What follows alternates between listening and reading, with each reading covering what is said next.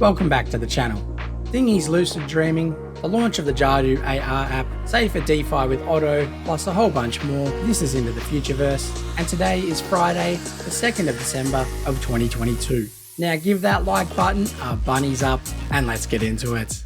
There's been a hive of activity in the Fluffleverse over the past 7 days, so there's stacks to cover in today's show. The team had a community AMA during the week, which shed a lot of light on the current rollout plans for the ecosystem. We've been eagerly awaiting the public launch of the Root network, but it's been confirmed that it's been pushed back and its launch date is unspecified, in part due to the turmoil caused from the FTX implosion. The team are working with a boutique media agency who are helping with their branding and rollout, and they've been advised to hold off for the time being. However, it does sound like technically things are working well in the background. And given that we're rapidly approaching the Christmas shutdown period, personally I'm not expecting too much to happen between now and then, although they have confirmed that the reveal of the Buzzies will be happening in December. And there seems to be a new bit of lore dropping just about every day at the moment, so keep a close eye on the Party Bears Twitter feed. I thought the Buzzies were going to be more music focused, but it's been confirmed that there'll be an element of digital wearables associated with these too. And keep in mind that the Genesis Mint for Mintage planned to happen on the 14th of December, so it sounds like there could be some crossover there. Alex Smaler also featured on the Down the Rabbit Hole community spaces held by Max Poker and Somnium on Twitter, and both Aaron McDonald and Brooke Howard-Smith have been active in the Discord this week. So there's been an awful lot of community engagement in the last week, including a brand new podcast that's been produced by the team. They've set up a dedicated podcast studio, and we can expect to see some more regular curated content over the coming months. First episode was done to announce the launch of Lucid Dreaming, the next phase of the Thingies implementation.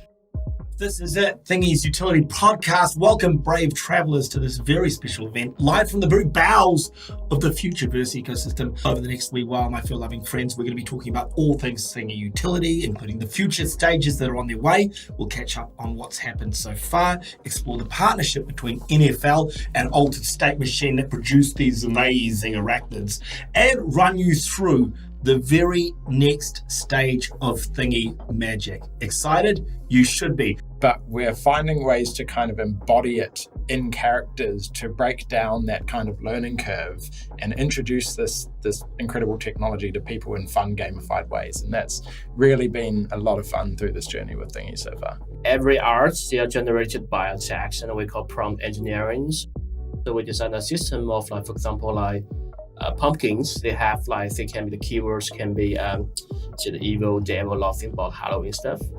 Yep. Yes. And for example, the bricks. So we're building the dystopian cityscapes, like cyberpunk cityscapes. Yeah. So that's ideas. And for example, my favorite, the robot ones. So building military, the engineering cars, or some swarm of alien battleships. So that's nice. Mm-hmm. Yeah, I heard a rumor that the names of the paintings are not the prompts. They're actually generated from the painting itself. The thingy and essentially looks at the painting, what he's created, and then generates the name. It's flipping the traditional model completely on its head. Yeah. So it's another layer of creativity on top of that, because they're, again, being creative with interpreting their painting. Yep. That's pretty awesome. After the FIFA deal, I don't buy into conspiracy theories. I don't buy into conspiracy theories either, and I'm not answering that question. There was a lot. Has everyone seen that on the? I've seen on the Twitter FIFA World Cups and Thingy art. Yeah. So there is a rumor going around, another rumor going around that Thingies predict the Futureverse.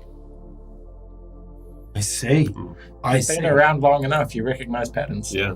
It was hinted in the Thingies podcast that Thingies artworks predict the future of the Futureverse, and as we saw with what appeared to be FIFA World Cups in the artworks, precluding the announcement of the official FIFA partnership. And in some of the recent artworks produced, we're starting to see hints of other potential partnerships and collaborations, especially with the aliens-themed artworks. See for yourself. This particular alien-themed artwork eerily looks like Winona Ryder out of Aliens Resurrections, and the title of the artwork has some links to her past.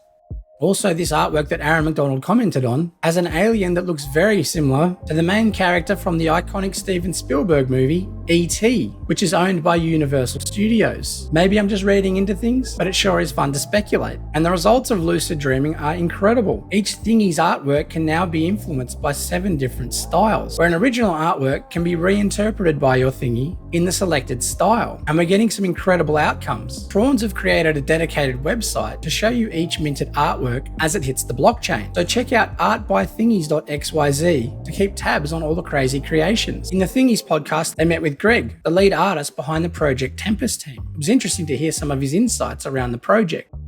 We're now zooming in Greg from Project Tempest, one of your suggestions. Can you read us, Greg? I sure can. Yep. Howdy. I am the lead artist of Project Tempest. Yep. Tell us a little bit about what Project Tempest is doing. Making a motion graphic novel, I suppose, is probably the best way to say it. Is it's a not an animation, but not just a regular graphic novel. It's somewhere kind of in the middle. And we are using part of one of our things, which I think some of you might have seen, is we're looking for thingies to help us do overflow concept art. You're actually utilizing the AI, and so this is some of the artwork, and it's beautiful kind of. I mean, the creativity is amazing. And it's interesting, if you've been in our world and seen what the thingies are creating, you can kind of get a sense of that they could be a part of the creativity process for this, right, Greg? So you would expect a concept artist to pump out a character in 4 hours. But as a small team, and I'm already managing 2 artists, I don't really have time to manage another one. So this is the best of both worlds in that we can use, they're like one-off creatures a lot of the time. They're like not in a lot of shots, so they don't necessarily warrant a 4-hour design time, lead time. So, but they give us some really interesting ideas, some of the AI stuff that I got to play with, that stuff that I probably wouldn't have come up with straight away myself. Like if I had designed all these creatures myself, I would not be spending 4 hours on them. I'd be smashing them out as quickly as possible. What you're talking about, this idea that thingies given certain prompts and certain visual prompts will come up with ideas that we never would have had. The big thing AI gives you is it's like, instead of having to look up reference or look up textures or what that to help accentuate your artwork, you can, use this tool to bring out that kind of stuff. So to me, the exciting thing as an artist is like, if I want a machine on fire with glowing energy or whatever, like theoretically, I should be able to get something pretty close to what I want instead of something that's kind of different that I have to make myself. Yeah. So to me, it's about speeding up time. Mm-hmm. And is it multiple graphic novels? Am I digging too deep now? No. I mean, there's a whole world being built behind Project Tempest. That's the coolest thing. And it extends beyond just the graphic novel experience. And sorry, I'm plugging your project. Yeah, that's fine. You go far. You probably better to speak better than me. Yeah. And the interactivity. So it's another level of interactivity with graphic novels that has never existed before. And then beyond that, into the gaming world. So it's a really interesting project. Have you got a thingy yourself? No, I do not. But I am in the process of looking to hire for a overflow concept art job. So you broke up, you're hiring a thingy? Yeah, sorry. Yeah. We are. We have a competition on our site. You can enter in a form, put your thingy forward to, I think we're closing it on, let me just consult my notes, December the 2nd.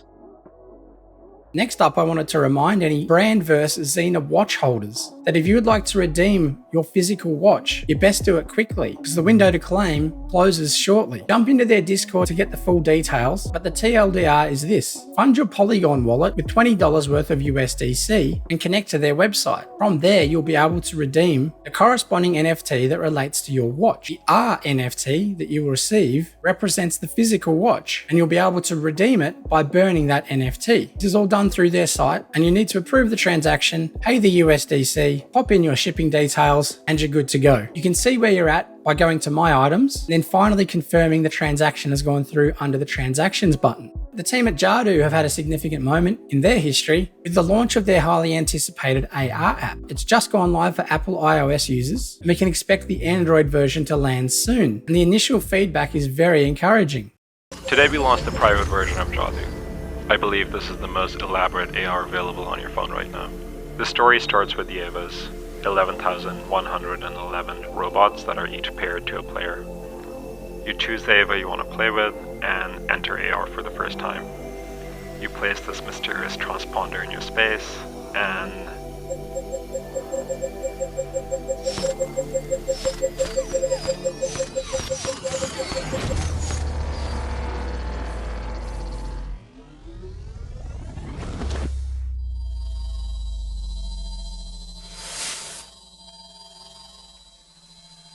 So there are a lot of new things happening in here. Our AR is not just trying to get you to record a video. Its objective is to immerse you in the gameplay. It is cinematic, story-driven, and will soon become deeply social.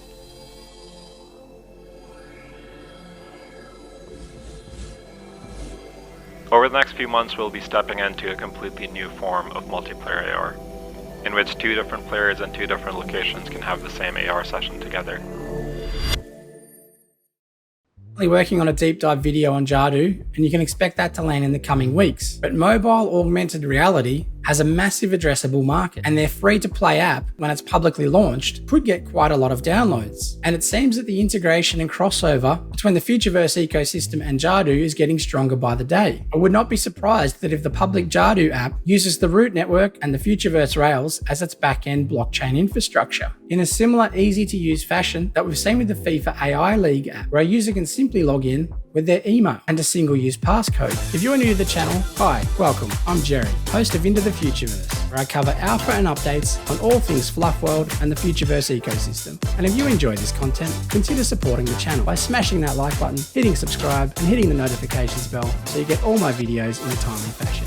On top of the 2 public Twitter spaces and the newly released podcast, Donald also featured on another prominent podcast, Overpriced JPEG's show, which forms part of the popular Bankless franchise. It's a fantastic overview of the Futureverse and should expose our ecosystem to a broader audience. I think we can expect to see more of Aaron over the coming months, appearing on more well-known media sources. And I fully expect him to have a sit-down interview with Raoul Powell of Real Vision as we get closer to the public launch. Another episode of Overpriced JPEGs. I'm Carly Riley, and my very special guest today is Aaron McDonald, co-founder of Futureverse. The thing we have to always be aware of if you're building is you have to be able to give the consumer experience they never had before. It might be that like the 9 other things about that experience are shitty, but you do this one thing that's super powerful that they've never been able to do before. You know, Bitcoin's a great example of that. It's like, it's freaking clunky, and like people complain it's slow, and all these other kinds of things that are not ideal about it. You have to learn about private keys and wallets and all this other kind of stuff. But I can send money on the internet like without asking anyone to do that. That's amazing. We've never been able to do that before. There's never been a way to send value on the internet without trusting someone else and going through their hoops. It did this one powerful thing really, really well, despite everything else being shit. We haven't had that moment for the metaverse yet. The mission of the Futureverse is to deliver that and to show people that it's not just a game, and it's not just a space you can hang out with your friends, and it's not just a concert, but it's how you link those things together. In our view of the metaverse, we have this mantra internally, which is no matter where you are, you're always in the Futureverse. It's not about an app.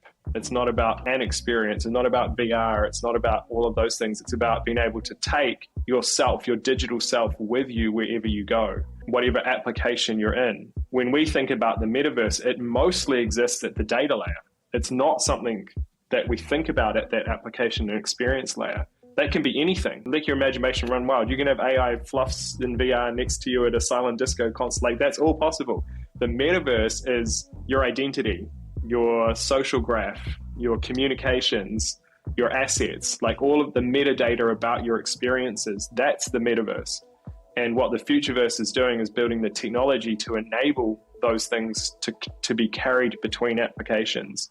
No matter what type of application or experience anyone wants to build, whether that's showing up in real life to an event and having that as your way to check into that event, whether it's going to a virtual concert and that concert having your identity linked to it so people know who you are, whether it's carrying your avatar between applications to play a game or to engage in a commerce experience. All of those things are the metaverse. The Walker World team, the team behind the Crypto Walkers, have been ramping up as we head closer towards their mint, with a bunch of awesome collaborations with their partner mints. And they had an awesome Twitter space with Shara Senderoff and Rahila, revealing their incredible superheroine and dropping some other alpha. Been confirmed that the Altered State Machine collab, that each superheroine will receive a free ASM Gen 2 brain, and 5 gold ones will receive a free Genesis brain. This collaboration will follow in-game and have further utility. The Drug Receipts collab will provide displayed an in real life drug receipts onesie. How dope do these look? Seekers themed female walkers will receive the accompanying Seeker that's in their background. And each walker wearing an Atom Car Club branded tracksuit receive a free special Crypto Walkers car from the Atom collection. We can expect the links for all these partner mints to appear in each of the Discords on the 4th of December, with the mint taking place on the 6th. Getting on the allow list, however, does not guarantee you'll be able to mint, as it's first come, first served, so best be quick on the day. And on top of this, there's another layer of gamification. Save the walkers. We have introduced a diminishing supply. Once the partner pre-sale mint has been live for 5 hours, the UFO beams will vacuum 300 female walkers up into their ships and out of the walker population. This will happen every 3 hours until the collection is sold out. So in a similar fashion to the shrinking Seeker supply on mint, this will have the same dynamic. The mint price is very reasonable at just 0.069 ETH, which is significantly cheaper than the floor price of the current male collection. So keep that in mind. There could be some good sniping opportunities after the mint, especially post-reveal. Jeff McDonald dropped a lot of further details around the Otto blockchain and how we can expect it to integrate into the root network. It definitely feels like this is flying under the radar, and the robust DeFi infrastructure that's going to make up part of the Futureverse could be game-changing, especially as regulators crack down more on the industry. Otto is poised to have first user advantage in that regard, allowing a safe and trusted DeFi environment that retail and institutional participants can both enjoy. Great. And speaking of questions, our first one from Discord is from Buckley Gary. So previously, Jeff mentioned Otto blockchain would be a shard of the root network. How does that affect the security of the Otto blockchain? Well, there's only one way on and off Otto, which is amazing. But bridging other blockchains is an amazing way to do that. So because Otto can bridge to other blockchains, it can be an off-ramp. So you can on-ramp into Otto through custody and off-ramp onto root through your Otto account.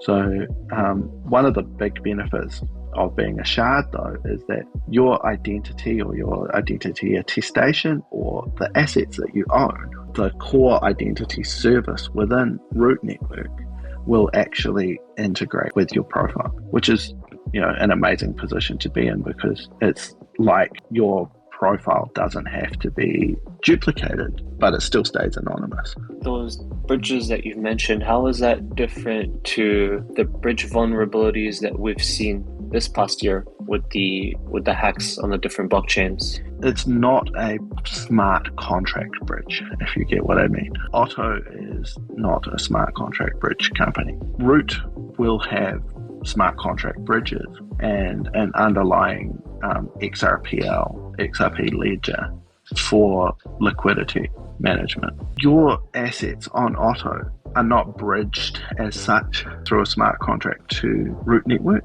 but your identity is.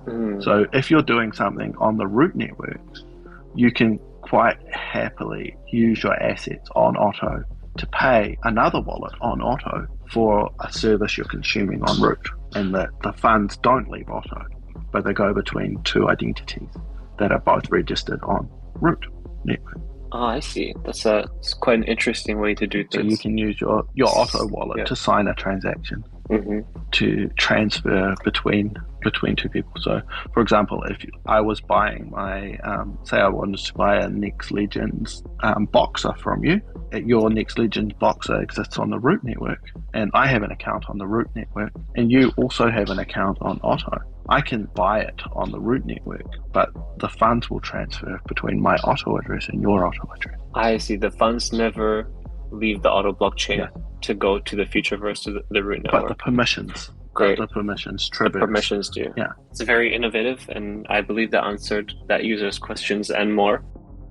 So we're not connecting the KYC data to chain data. It's one of the principles of our design, which means that if someone asks us to provide KYC data on chain, we cannot. The important thing for us is that the people who are depositing and withdrawing from Otto blockchain are verified, that we can guarantee to our custody provider and oversight and the auditing services that the people that are participating by depositing their funds in are all KYC, AML, CFT verified.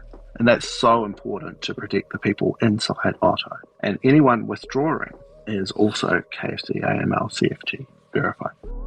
It gives applications on all chains an ability to associate a certain level of rich metadata, chain-rich metadata, to that person and interact with a number of cross-chain protocols.